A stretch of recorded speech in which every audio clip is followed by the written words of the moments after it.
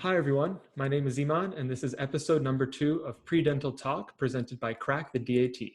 Today's episode is our first dental success story, and we are super happy to be joined by Dr. George Kwon.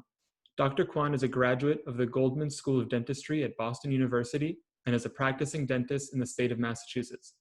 Additionally, he has started a YouTube channel, Dr. George Kwon at Emerson Dental, where he's posting a mix of informational videos relating to dentistry, COVID, and other stuff too. Welcome, Dr. Kwon. It's great to see you. Hey, man. Thanks for having me.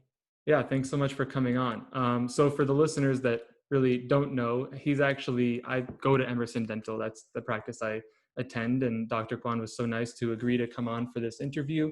But what I didn't know when I first met you about a year ago was that you and me have a similar background in that we both have a Canadian history. So maybe we could start off the podcast by telling us a little bit about growing up in BC, and is dentistry something you thought of as a kid there, or how did you start? Um, yeah, well, I immigrated to Canada, Vancouver, Canada, when I was about 10 years old. And to be honest with you, I wanted to be an astronaut. I never thought about, being a dentist actually until before I almost graduated from college. So it was like more like a last minute change up before graduation. But you know, BC is great. A lot of food. If you're into like seafood, like the sushi, super cheap there. Like all you can eat sushi is like $12, and the quality is really good. So, have you been? I've been to Vancouver once. I know because I went to school at McGill, and we had all you can eat sushi there. But one time I was going to take somebody from BC, and she was just like offended because apparently the quality is nothing like Vancouver sushi. Is very different. But yeah, no, I've been once, and it was a good time. So yeah. Yeah, Vancouver people have that pride. It's fun. It's funny because like now I'm in Boston. Like I don't know if you're a hockey fan, but there's like a big 2011 Stanley Cup final between Vancouver Canucks and Boston Bruins. And at the time, actually was outside of the stadium too. And people hated, booed on like Bruins, and even Vancouver. All my Vancouver friends right now, when they found out I was in Boston, they were shocked and they were worried that I would switch sides the Bruins. So yeah, a tidbit about Vancouver. Well, I don't want to get too off track, but right there Right. you can see is my right there my Montreal Canadiens hat. So I'm a big Habs fan. I definitely share Yes. my Yes. dislike of the Bruins with you. So that's great. But people aren't here to talk about hockey. They're here to learn about dentistry. So at least we could bond a little bit on that. But let's move on along. So you mentioned your undergrad. You weren't planning on being in dentistry at the beginning. So maybe what changed throughout your years and made you switch towards the end there to dentistry? Yeah, it was really weird. I mean, I switched 5 different majors. I ended up with math and physics, double major, but I really came across this dentist, this endodontist through a family friend of mine. My parents wanted me to just be open-minded about trying and shadowing different places. And, I really like the fact that it's more like what he told me and what I've seen him do is he really helped the patient, as you've seen, for your visits too, is that the chair side, it's really changed their perspective. Or if the person, oh, sorry, there's a dog next door. But yeah, it really helped change people's like perspective in terms of, you're helping the patients for what they need right now. If patients in pain, you're there to really help them. If they need help with improving their smile, you're there to help them. It just the sense of being able to help someone, being in a position to do so, I really like that aspect. But what he told me was that you are more or less the public servant for the people, that you're there to help them. And I really like that sense of responsibility. And I believe I really grew up with that sort of mentality. So it really resonated with me, that it really caught my interest, and I dived deeper into it. So Given that you kind of came to that realization later, was it hard to gain the necessary shadowing hours or different dental experiences for your application process, or Like, did you take a gap year or years off, or did you go right into it after your graduation? Oh, I see. Luckily I was kind of bouncing around different majors, so kind of I got some of the most of the credits. I did take a gap year. Well, I graduated and I took 6 or 7 courses, so a little extra than other students, just so to make up the time. And I took a gap year because I didn't take a DAT. Hmm. So yeah, I just decided to take a gap year. I opened up at the time. I have a tech startup background, so I also opened up my own business. Decided to accumulate some money because dental school is so expensive. Yeah. Um, that I decided to take a whole gap year to take the DAT and make some money before dental school. So that kind of helped with alleviate some of the tuition burden. So right now is obviously it's the middle of the summer, so people are either have sent in their applications or are in the process of doing so, and obviously in a couple months the interview process will begin. So, do you, from your experience, have any perhaps advice or any lessons you've learned from the process during this gap year in the application season? Mm. To be honest with you, I love the fact that I took a gap year. And if there's any students who are applying for dental school, or if it's too late, that's okay. But taking a gap year is actually huge because it really helps you kind of consolidate, like reconfirm that you really want to do this, and and you could also bring out stronger application too. That way, you can have more options to choose from. If I had a choice, I would have taken another gap year. Um, but with things happening, I guess I guess my parents kind of wanted to kick me out of the house too.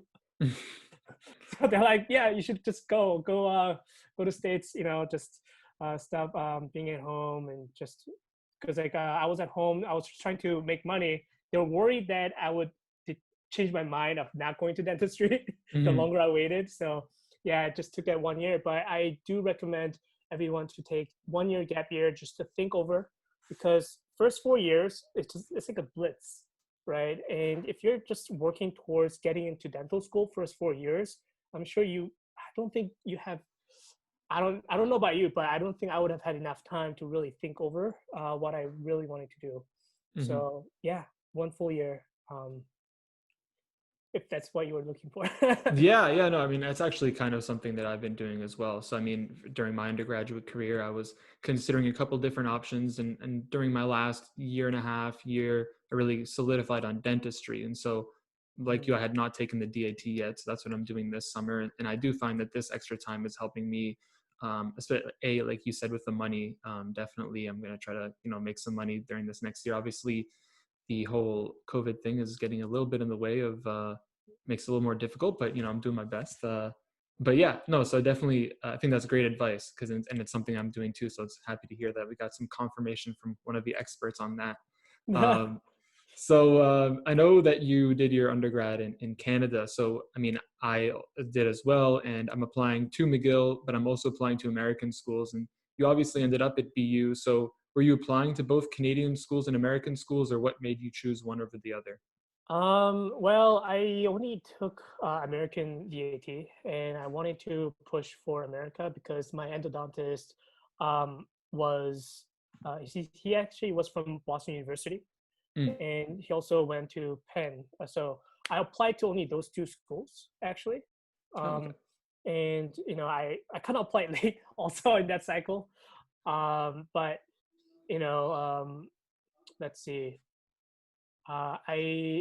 Biggest reason why I wanted to come to States, actually, I chose Boston over Penn too, and that's because in Boston, I saw this as an opportunity for me to really engage with the tech community as well as the fact that there are 3 dental schools here. That there's a chance to a lot of collaboration with other schools. If I wanted to do research or if I wanted to merge with tech and dental, and with Harvard, MIT, Tufts, BU, all those 97 schools in Boston, I thought Mhm. this was like the perfect hub for me to really pursue what I wanted.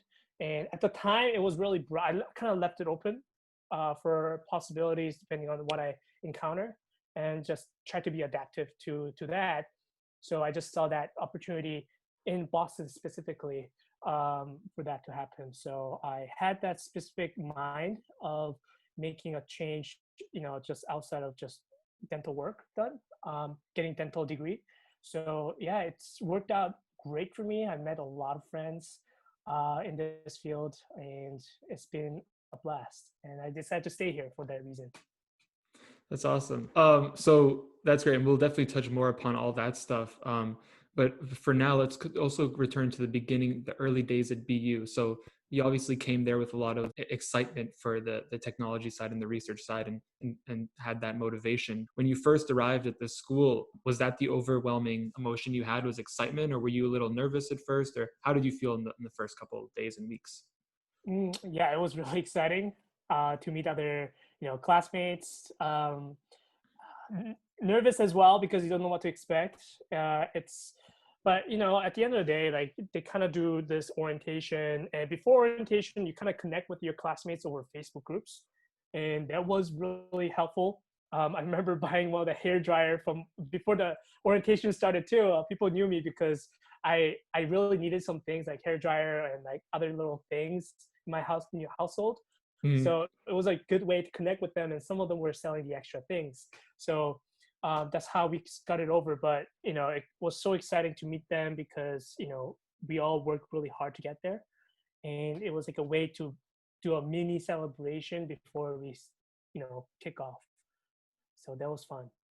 Yeah, what was it? So I've heard other people talk about orientations at their dental schools. Like it seems like there's like some soft like classes kind of. Was that like yours, or was it only like fun stuff? Yeah, definitely no classes. Okay, So yeah, yeah, entire week, our school had a entire week dedicated to orientation. yeah. They made sure to meet the staff, the faculty, your classmates, the upperclassmen as well. So it was such an easy transition that by the end of the week, we all became a lot more comfortable with the people because with dentistry, it's gonna be all about the community. So Hmm. yeah. Yeah, that's awesome. So during your time at the school, was there anything there that kind of surprised you that you weren't expecting from before you got into dental school? Mm, I honestly thought I thought would be a little busier, Hmm. like in terms of class schedule. Like I thought we would have more classes. Um, I thought the courses that we take will be at a more difficult level. But I think a lot of my classmates agree that the level of depth that's learned and the exam difficulty is not that bad. There's a lot of volume, which Mhm. was kind of surprising too. But they really focus on getting you to get to know the knowledge, right? They're not trying to fail you like in college, right, where there's everything is a bell curve, right? Mhm. It's nothing like that. So that kind of surprised me because I was never used to just being kumbaya. So we're not competing anymore, really. It's more like, if you know the answer, you do. If you don't, you don't. They're not trying to trick you. So that was a huge difference for me. Yeah. And one more thing I got to say is that I was shocked at how involved students were with dental school and organizing things outside as well. Definitely, there were a lot of social events just Mhm. to connect with others, and that really surprised me. Yeah, Cool. So these events, were they kind of just student organized, or were there like clubs as well that people were frequently a part of at your time there? both. Yeah. Yeah, people. Yeah, I mean, usually it's a club. There, BU also not BU, just dental school. All dental schools they have this.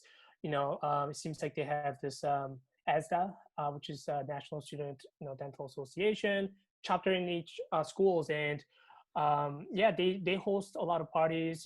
There's other groups other smaller groups they can form, and you can also throw parties or not really parties, but rather gatherings. And you can also meet your faculty as well, and alumni, right? Some of them I got connected, and we still talk today. Mm. Um, so yeah, it's great. Yeah, Awesome. Yeah. a lot of So I know you touched upon as well. One of the transitions was between undergrad and dentistry, and I think one of the biggest ones to me it seems like is, especially if you're pursuing sciences in your undergraduate degree, it's a lot of memorization and book learning and tests. And the biggest change, obviously, in dentistry is that you're starting to work with people and do hands-on things. So yeah. how did you feel? How did you feel dental school, like your first couple of years, prepared you for that? And were you ready when that challenge came? Actually, funny you mentioned that, and I'm glad that you actually recognize that before going to dental school because, yeah, actually, that's another reason why I was surprised. Another surprising thing is that we focus a lot more on hands-on things and people networking, just communicating with other people. Um, and I don't know how that prepared me at all, but they do try to do a lot of that interaction. Social gathering is one of the things. Is that you're more than just classmate, just like um, class takers. You're also networking and just caring for other people as well, or each other. So yeah. Um, Mhm. well, hold up. I don't know if I answered that question though. Well, I mean, you definitely touched upon like getting interpersonal contacts is definitely helpful in terms of making that transition to the chair. So yeah, I mean, so generally you felt that you were well prepared by the time the time came to start interacting with patients. Yeah, partially, but you can never be ready Hmm. until you get there. It really, at the end of the day, you will feel more ready as you are engaged in it. And I don't think not everyone was ready. I wasn't ready. Um, I wish there were more to do it, but I don't think really anything can really ready you for it unless you actually go in there to Hmm. experience it yourself. And it's like a growth thing. Is that you jump in and you just learn as you go, and you can watch yourself evolve um, over time. So that's yeah. Awesome. So I know you mentioned earlier that your first dental contact at home was an endodontist, right? So during your dental school career, did you have different exposures to the different specialties, and how exactly did that work? Like, what was your exposure overall to the different ones? Yeah, well, you can kind of bug the other, residents. If you get close to them enough, you can ask them to shadow. But I at school I did go knock on doors in a lot of different offices, just so that I can shadow and see what it's like. Hmm. Um, a lot of people don't do that, but I do recommend you doing it because you never know how you're gonna get connected to. So it's more like the opportunity you make it Hmm. yourself. So yeah, strongly recommend you to go out there and reach other to other dentists. You're gonna get a lot of no's. I got a lot of no's, Yeah. so just keep going. Don't take no Yeah. for an answer. Just yeah. Hey everyone. Just a reminder that this podcast is brought to you by Crack the DAT. When I'm not doing the podcast, I can usually be found either in this office or somewhere else in the house. And I'm on the Crack DAT site taking practice exams or working on my PAT. With the same account, I can access these resources on my laptop, on my iPad, or even on my phone. The team at Crack the DAT recently added a bunch of new floating cube questions to the site. This is a new type of cube counting question that's going to be on this year's exam. And with the 2D and 3D models and explanations, you can't go wrong with practicing for the floating cube with Crack the DAT. Remember, if you go to crackdat.com and signed up for an account and use the code podcast, you can get 10% off your purchase. That's code podcast. Thank you. Okay. Awesome. So by the time you finished your dental degree, were there any overarching things you learned, maybe either about yourself or about dentistry itself, like a big lesson you took away from your time at school?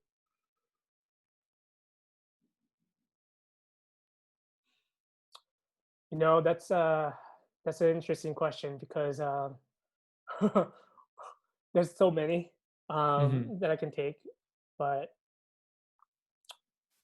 just I think if I were to summarize everything, it will need to be that connection is everything really. and how you present yourself to others, you really don't know how you will end up knowing each other too.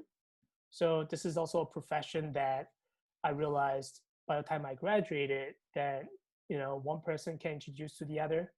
You really don't know where to be. So, never just always be open to opportunities, for opportunities, and, try to say less no's, I guess, in that regard. Because I certainly, I did turn down a lot of opportunities to connect with other people too. But, near the end of graduation and throughout school, I was just so busy and doing my own things that some of the things I wish I could have, done more, like networking with other classmates more in depth, because you're never gonna see them again, uh, unless well, you will see them again, but it just won't be the same. Yeah. And I miss my classmates already. Some of them I speak with them like a lot, like every day. Mm. But I wish that I spent more time with them while we were in school. So Mm. STEM school is more than just studying. Trying to get better grades or clinically better. It's also just so that place where you can create lifelong friendships. You know, um, and that sense of network of friends that have share very similar values as you. Um, so yeah, that's what I learned. Awesome. Well, it's cool to hear that you still are in contact with them. So that's hopefully down the line, who knows what will happen. But so when you graduated, I know you came into school inspired by the technology of Boston and research opportunities. Did you have like a really good idea of what you wanted to do when you graduated? I did at the time.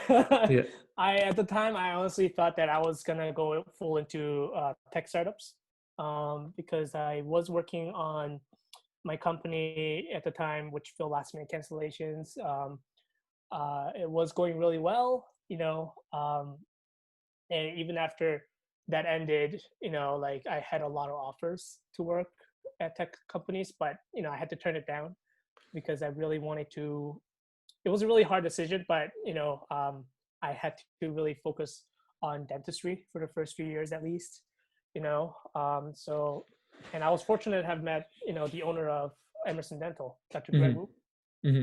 and he really turned me around in convincing me actually to do clinical dentistry. So yeah, I didn't expect to be here, to be honest with you.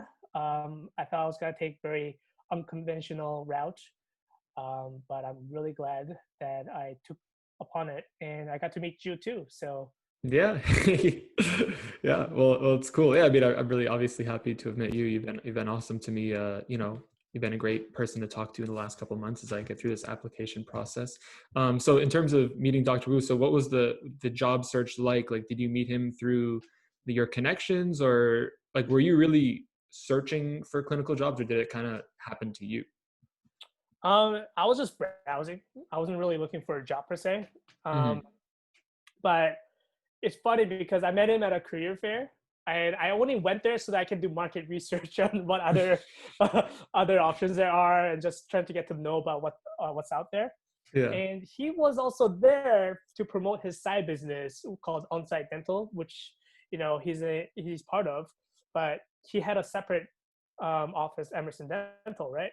And Hmm. at the time, he wasn't hiring an associate, but we just talked. I didn't know he had an office, and we just connected really well, just for first 5 minutes, and he invited me over to his office, which was 30 miles away. Mm. um, and yeah, that's how we got connected. He invited me to his place, um, and that's how I got to meet him. That's awesome. So, in terms of these career fairs, are they through your dental school or were they afterwards? Yeah, so my dental school organized a career fair like one or twice a year. Mhm. I believe same thing with Tufts and other schools as well through ESDA.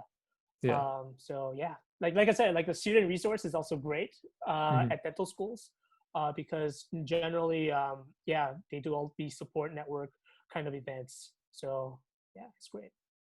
Well, it's awesome. I've met obviously Dr. Wu and you, and you both have been great. And I think that's part of what makes your practice special is that, there's really personable dentists there who make the experience more enjoyable for us patients. So obviously you're at Emerson now, and you're also doing a YouTube channel, which I mentioned at the top. Mhm, So first of all, maybe you could just give us a little bit of info about your YouTube channel, and what motivated you mhm. to start it in the first place. Yeah, so I mean, I've been thinking about doing YouTube for a while because I realized how limited time that I have with my patients, chair side, right? And I can tell that some of them had questions, which is great because our office is designed so that we can answer all these questions. But there are times when I feel like even though we spend all this time, I feel like they still had a question, but they just couldn't formulate at the time. And a lot of times, patients have all these worries, questions, and I wanted to really reach out to them outside of the office hours that I'm constricted to. So I decided to create a YouTube video to connect with them and maybe provide a more in-depth knowledge in how they can improve their smile or maintain at home. So I wanted to use YouTube as an extension of myself and the office, that we are here more than just a dentist 9 to 5. We are here to help take care of you too, outside of that too. So that's what really got me going. And plus quarantine, we know you have a lot of free time now, so that's what got me started. Yeah, it's awesome. I mean, I've checked out some of the videos. They're pretty cool because I know they're like kind of a mix. There's some dental ones, and there's also ones about the N95 masks and other COVID stuff. So I think it's really cool. And something I've thought about too is just general, like, public health information and education is something that's really valuable that a lot of healthcare practitioners can do. Just because it seems like everyone has their own paths, and they're all worried about their own things, but it's great to hear from people who are experienced in different matters, and can shed a bit more light. Do you have any other plans at this point?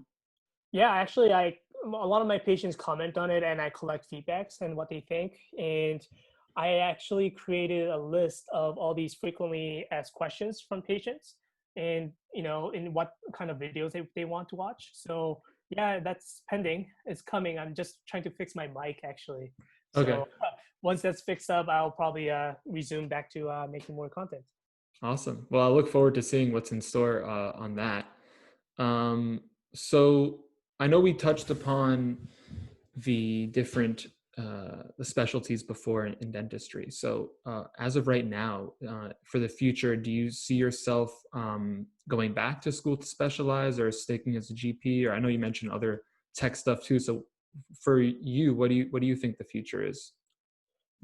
I enjoy doing a lot of things, and I really enjoy being the general dentist. So I most likely see myself just, probably just work as a general dentist, helping people that way. And I actually do have other projects on the side that I'm brewing up again, Hmm. and I also work as a consultant in multiple tech companies right now. So I will continue that route for the time being. And yeah, I just love being general dentist, so that every hygiene checkups, even though patients don't need anything yet, Hmm. I just love catching up with them.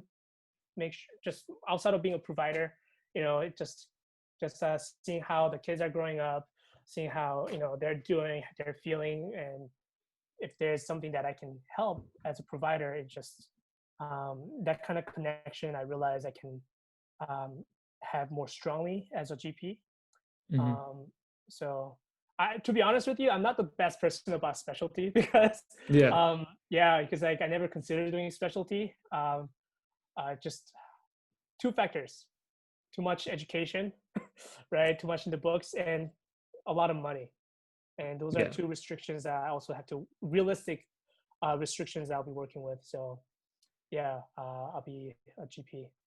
Well, I think it's really valuable for the pre-dental students to hear that even if you don't necessarily want to specialize, there's still plenty of different diverse routes you can take. If you exploring the different tech startups, especially in Boston. Mm. So yeah, I mean, I think that's really cool. So in terms of the future, in just in dentistry in general, I know you've been talking a lot about tech, but are there specific trends you're seeing, or anything interesting in the future of dentistry that you've been keeping your eye on? Yes. So actually, this is another reason why I started YouTube is people okay, so as we are getting more familiar with social media, Instagram, Facebook, usage of YouTube, you're seeing more dentists getting involved, creating this personal brand, and especially with COVID going on, there's gonna be a lot less physical interactions as we had before. With hand hugging, without the mask, smiling, patients can't really see that anymore in the office because we gotta abide by the protocol. Now, we don't know how long that's going to go. And I'm starting to see a lot of people moving towards building their online presence. And this is a great way, just like what I'm doing with YouTube, is connecting with patients, outside of just dental. This way can be show them that you're also another person, not just a dentist that you see in the white coat. Hmm. So I see that as a huge upward trend going up. And second, I see another trend where more dentists will create videos for their offices, post-op, pre-op, you know, um, videos for kids, for anxious patients. This is a way for you to really connect with them before they come in. And I don't know how fast this trend will go, but this is definitely the moving trend for what I see right now. Awesome. Yeah, I mean, definitely it's something that, I've seen in years past, different, you know, doctors or dentists, they have their own channels, and it's cool to see that it's growing a bit more. And I was definitely really happy to see that, my own dentist in my own hometown is doing something like that too, because it does seem like a really cool trend, and it makes, obviously, as a dentist, I think a really great part of it, especially if you're working with a lot of younger patients, as you see in Emerson, is that to make the patients more comfortable and to make the experience less any nerve wracking or painful. So definitely the bedside manner and stuff. I mean, we've only met for a year or so, but obviously I really enjoy talking to you. It's great. Yeah. So yeah, I mean, I think that's the power of a great personable dentist. So it's Yeah, awesome. totally, dude. Like, so let me tell you this. You can be as good of a dentist as you can be, right? At the end of the day, the clinical skills you'll pick up, right? But if you are a pre-dental student, right? Yeah, sure, you can practice that, in school, but what's more important is how you make them feel, how you make the patient feel, and how you connect with them if you're in the same tone, and making sure you're doing what's best for them that way. That's the most important. So I do recommend you guys to kind of watching out for that. I didn't realize it until I really started working with Dr. Wu, and he Mhm. taught me a lot of these things, and these are some of the things I could never pick up during dental school. So Right. Awesome. Well, that's all the questions I've got. So perhaps before we wrap it up, do you want to give any last words to pre-dental students, or shout out your socials and your YouTube one more time? yeah, well, you guys can check out my YouTube on Dr. George Kwon, on YouTube or Instagram. I post on like PSA about coronavirus, as well as how to stay safe, and dental tips to help people, trying to make it into simple digestible bits for everyone to understand. um, and second, just this is probably the best time for you to apply for dental school with everything going on. So watch out for that. And if you guys need help, questions, feel free to reach out to me. Hopefully I can, answer in any way possible. And use Crack That, by the way, because I use Crack That for my PAT, and you can really up your score with it. I think without it, I don't think I could have done well on PAT section. So Yeah. yeah, Oh, have hey. you have you used Crack That?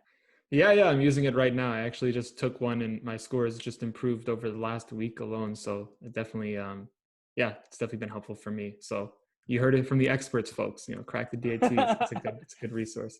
But hey, yeah, thank you so much for coming on, Dr. Kwon. I really appreciate you taking the time. Hopefully, the listeners have learned a lot from your story. I think it's a pretty interesting one, especially of one I didn't realize that you had an unconventional undergrad per se, and you kind of joined dentistry, and you have these motivations to not only be someone in the clinic, but also these tech roots and other not just showing that it's like a one track profession, but there's so many different opportunities you can take from it. And obviously with the YouTube channel as well is a cool route as well. So yeah, thanks again for sharing your story, and we really appreciate it. Thanks for having me. Big thank you to Dr. Kwon for joining us in the podcast today. This is a reminder that you can access this podcast on YouTube, Spotify, Apple Music, and even on crackdat.com if you look under the webinars tab. If you have any questions or concerns or comments, feel free to email me at podcasts@crackdat.com. And don't forget, if you make a purchase on crackdat.com, use the code PODCAST for 10% off your purchase. Thank you, and see you next time.